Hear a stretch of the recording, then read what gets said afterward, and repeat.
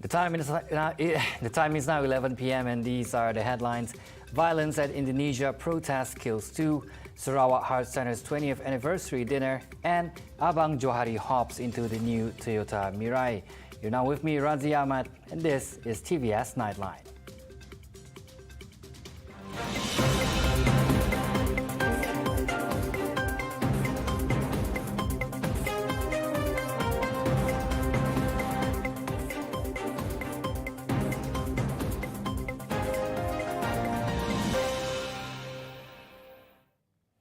Two workers were killed in clashes and rioting at an Indonesian nickel smelter during the weekend. Now, officials say hundreds of security personnel were deployed to maintain order after a protest over pay and safety spiraled out of control. The violence erupted after tensions escalated at the PT Gunbuster Nickel Industry GNI smelter owned by China's Jiangsu Delong Nickel Industry. The footage filmed by eyewitness Revi Limbong showed people in light-colored boiler suits, which he said were Chinese workers, wielding metal poles and clashing with Indonesian workers. A spokesperson for Central Sulawesi Police, Didik Supranoto, said an Indonesian and a Chinese worker were those killed during the clashes, adding that several company vehicles were torched and about 100 dormitory rooms were damaged. GNI launched the smelter in late 2021 with an annual capacity of 1.8 million tons, an estimated total investment of $2.7 billion. There were about 11,000 Indonesian workers at GNI's plant and 1,300 foreign personnel. The 20th anniversary of the Sarawak Heart Center was held earlier tonight. The center being one of the examples of a great success story of transforming a facility in expanding network treatment and services to treat heart disease, kidney and cancer patients. And for that, our reporter on the ground, Azlan Shah, has more details on the event. Thank you, Razi. Earlier tonight, Sarawak Heart Centre held its 20th anniversary dinner at the State Legislative Assembly, which was attended by the Sarawak Premier, Dato' Patinggi Tan Sri Abang Johari Tun Openg, together with his wife, Puan Sri Dato' Amah Hajah Jumaaini Tun Tuanku Haji Bujang. Also attended at the dinner event was the Deputy Premier, Dato' Seri Dr. Sim Kui Hian, Director General of Health, Tan Sri Dr. Nur Hisham Abdullah, and Minister of Health, Dr. Zaleha Mustafa. Sim, in his welcoming speech, touched the collaboration between the Ministry of Health and the Sarawak government, which the former provide new medical equipment to the institute. He added further that the centre have treated more than 22,000 patients in 2022. Minister of Health, Dr. Zaleha Mustafa, marking her first working visit to Sarawak, expressed her gratitude of the opportunity, as well as to congratulate the Sarawak State Health Department, where a total of 12,612 second booster dose was successfully given through all the facilities in Sarawak. Meanwhile, the Sarawak Premier, in his speech, told a story about how the centre came to be as a brainchild of the late Dato' Patinggi Puan Sri Laila Taib and the minister's spouses during the 90s. He touched the issue of healthcare development in Sarawak, where the issues currently is at the implementation process to provide first-class service to the public. Adding further, the congestion issues in the Sarawak General Hospital, where the state government is currently doing their best in settling the issue. He said also in the rural areas are in need of cancer hospitals in order to help the residents, and would suggest that the state government would offer to provide the allocation first to expedite the construction of the building, and the federal government would just help in regards of the equipment and staffs. Okay, that's all I have to report for now. Ahmad Azlan Shah with videographer Zaim Zarfan, TVS, back to the studio. That was our reporter Azlan Shah reporting from the ground. Now, Sarawak is on track to pioneer the world in developing clean hydrogen-powered automobiles and bringing the vehicles to the driveway. Now, Premier of Sarawak, Datuk Patinggi Tan Sri Abang Johari Tun Openg, said Sarawak, with its rich resources, would benefit in the production of hydrogen technology. Earlier, Abang Johari was the region's first recipient of the second-generation Toyota MIRAI. Ini adalah satu daripada usaha kita di Peringkat Negeri Sarawak untuk mempromosikan penggunaan tenaga hijau, iaitu hydrogen. Dan di negeri kita, our technology on hydrogen is in the process of transition. And we have a few vehicles in Sarawak driven by hydrogen power. The latest hydrogen-powered vehicle capable of driving over a distance of 1,000 kilometers in a single fill was handed over in a simple ceremony by UMW Toyota Motor. Demonstrating his commitment to do his best for the growth of the hydrogen, the region, through Sarawak Economic Development Corporation SEDC Energy, is currently working with South Korea to produce hydrogen by 2025, as well as Japan in the production of hydrogen. He believed that with recent research and development R&D of electrolyzer, hydrogen energy production will ultimately become affordable in the next 5 to 10 years. Walaupun ketika ini prosesnya agak mahal, there is a possibility that the cost will come down with the mass production of electrolyzer. UMW Toyota Motor President Ravindran K praised SEDC Energy in undertaking the aspirations of the Sarawak government in becoming the nation's leader in green energy by developing multi-fuel stations and other hydrogen projects. Energy demand and prices are rising, and so is the pressure for alternate sustainable energy sources for the transport industry. Now, as such, Sarawak has invested in hydrogen energy as a viable solution in tandem with its policy of leading the world in developing renewable energy and reducing dependence on fossil fuels in the automobile industry. Now, advisor to the board of directors of Toyota Petrajaya, Andre Suharto, said that the automotive industry is looking into alternative fuel options for the transport industry. The latest fleet region government featuring hydrogen-powered Toyota MIRAI, launched by the Premier of Sarawak, Datuk Patinggi Tan Sri Abang Johari Tun Openg, marks a new evolution in the automotive industry, which is also part of the effort to promote the use of hydrogen energy. Andre revealed that hydrogen production plants run on solar or wind power and use electrolysis to extract it from water. This method, he said, has a very low carbon footprint, and the gas released into the air during manufacture is simply oxygen. He said that this will be a big step in the quest for a net zero carbon future. Now, as we all know, the cars that are using hydrogen gas to run, the output or the waste is actually water. Now, of course, the next question will be, how do they produce the hydrogen gas? Will that actually involve more carbon emission versus the electricity generating plants that are producing electricity using coal powered plant, as an example, or diesel for that matter, diesel powered plant. So these are the considerations that are to be made, and I think in this instance, the availability of the hydrogen-powered cars by Toyota are giving options to the consumers to choose which are the kind of non-combustion engine cars that can be used for their day-to-day lives. Meanwhile, on providing affordable hydrogen-powered vehicles, Andre said that in economies of scale, automotive businesses can lower the average cost through larger-scale production. It will depend on the volume of sales, the volume of units that are being sold in the market. And I believe there are more and more countries that are now that now have realized that battery-operated or battery-powered vehicles are not the only options to help reduce carbon emissions.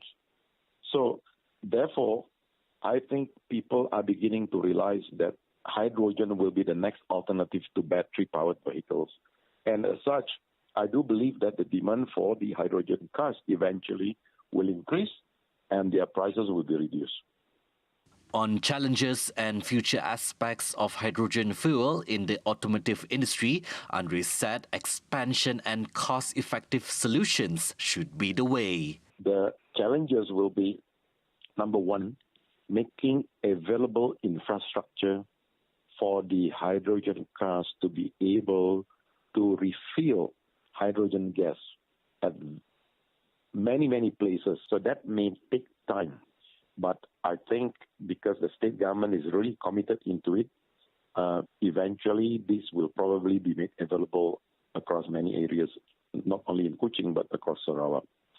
Number two is the need to train our people, especially those in the automotive industry, the technician in specific, to help them to transform from currently being an expert in doing maintenance of vehicle cars using internal combustion engine to hydrogen, because the mechanisms are different.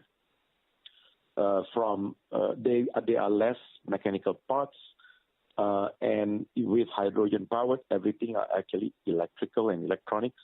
So the component being used in the car that are being powered by hydrogen are different from those that are being powered by petrol as well as diesel. Therefore, the universities, the vocational schools that are helping to educate the students in automotive needs to be ready as well to incorporate syllabus and training materials and curriculum that are actually aligned towards hydrogen-powered vehicles. Sarawak is aiming to become a leader in the hydrogen economy in Malaysia, with plans to begin large-scale commercial production and export of hydrogen by 2027. In this regard, Abang Johari said, tapping on the potential, Sarawak is developing a public transport system called Automated Rapid Transit, which will be integrated with digital solutions to create a seamless experience using hydrogen fuel cell. He expects this eco-friendly integrated public transportation system currently being implemented in Kuching Samarhan divisions to reduce the carbon footprint in Kuching City by 15% by 2030. Similarly, Sarawak will soon have its own electrolyzer production plant to cater to the growing needs and demands in the hydrogen production industry. The Sarawak Economic Development Corporation SEDC Chairman Tan Sri Dato Amar Dr. Abdul Aziz Hussein said Sarawak is also looking into exporting the electrolyzers due to the demands from other countries.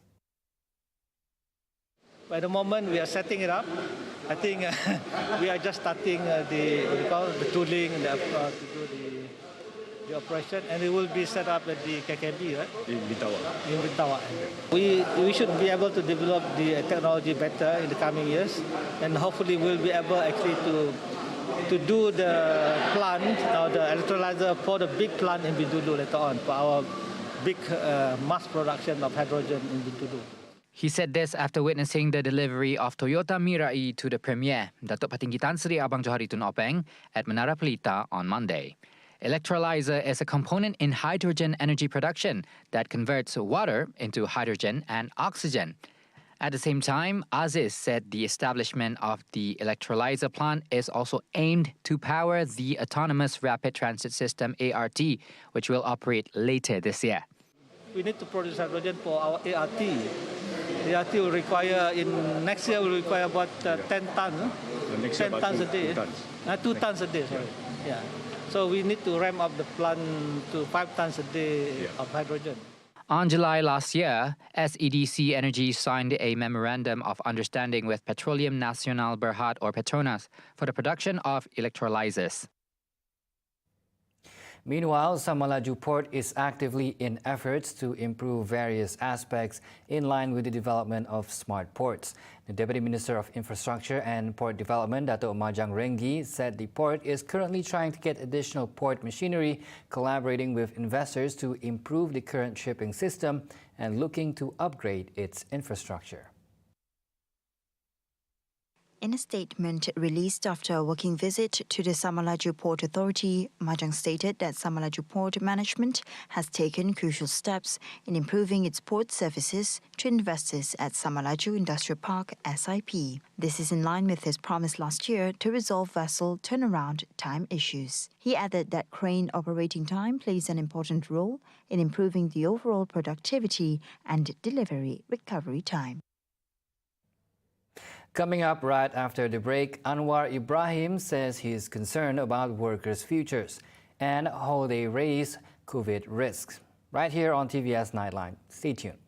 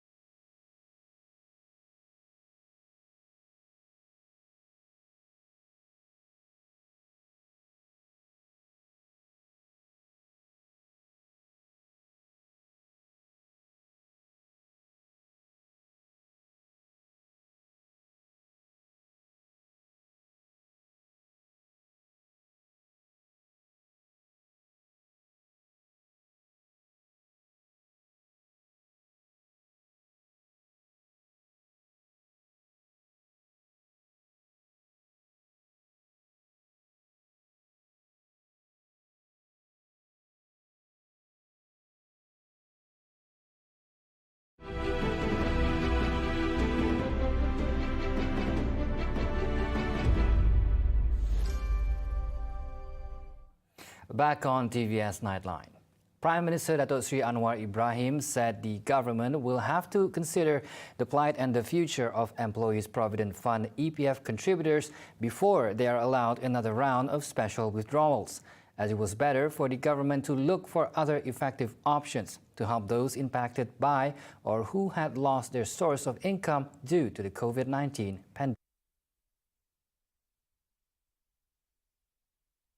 He said this is because most contributors have very small amounts of savings, and if the government allows withdrawals again, it will affect the future of the contributors themselves.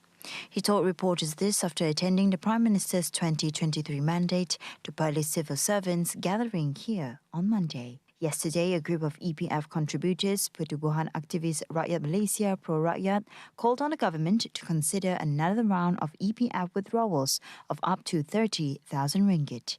Its president, Khairul Anwar Othman, said the one-off withdrawal between 10,000 ringgit to 30,000 ringgit is a short-term solution so that the people will not run out of cash to spend.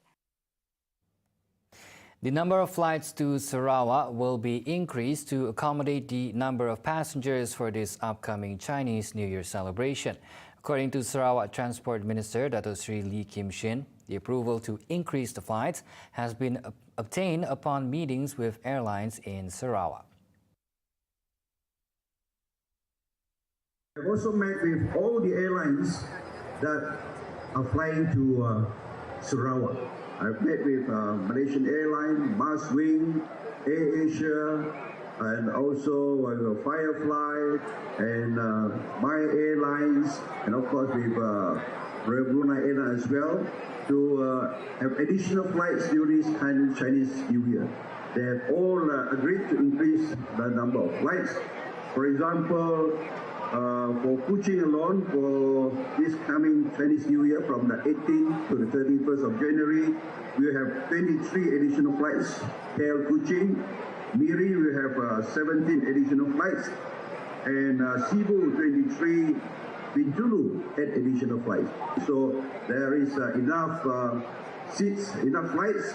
So all of people working outside in KL, they should be able to come back and to celebrate the Chinese New Year together with the family and friends. He said this at the launching ceremony of MIRAI Kongsi Bazaar 2023 on Sunday.